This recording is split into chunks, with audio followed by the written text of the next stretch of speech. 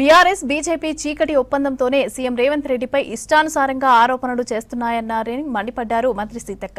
ప్రజా సర్కార్ అభివృద్ధిని ఓర్వలేకనే అబద్దాలు ప్రచారం చేస్తున్నాయన్నారు.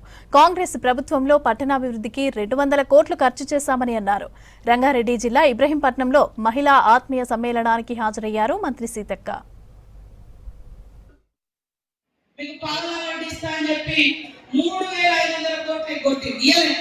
మేము ఇప్పుడు 1200 కోట్ల రూపాయలు మన మహిళా సంఘాలందరికీ వడ్డీ లేని రుణాలు వడ్డీలు 1200 కోట్లు మీ వడ్డీ డబ్బులు కడితే మన ఇబ్రహీంపట్నంలో 19 లక్షల రూపాయలు మేము తీసుకున్న 27 కోట్లకు 19 లక్షల వడ్డీ డబ్బులు కూడా మేము చెల్లించడం జరిగింది. ఇది మాట మీద నిలబడే ప్రభుత్వం. కాబట్టి ఇవాళ ఇంకా ఇల్లు లేని ఎంతో మంది ఉన్నారు. వాళ్ళు డబుల్ బెడ్రూమ్ ఇస్తామని చెప్పి ఒక్కసారి కొన్ని ఇచ్చి తర్వాత చేతులు దొరుకుతున్నారు. ఓట్లైన ఒక్కసారి ఇచ్చిన మళ్ళా 10 ఏళ్ల తర్వాత మొన్న అంతకుముందు 7 లక్షలతో ఇస్తాను మొన్న మరి ప్రభుత్వం పడిపోయింది ఎట్లా పడిపోతామని 3 లక్షలకు ఒక రేకులు సెట్ చేసుకోండి.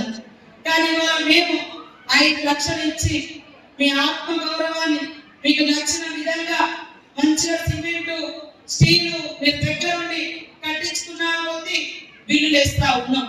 కాబట్టి మాట తప్ప 99% మా మహిళా సంఘాలలో లోన్ తీసుకున్న వాళ్ళు క్లియర్ గా కట్టుకుంటూ పోతున్నారు. వాళ్ళ బట్టి ప్రభుత్వం మళ్ళా మీకు వేసేస్తుంది.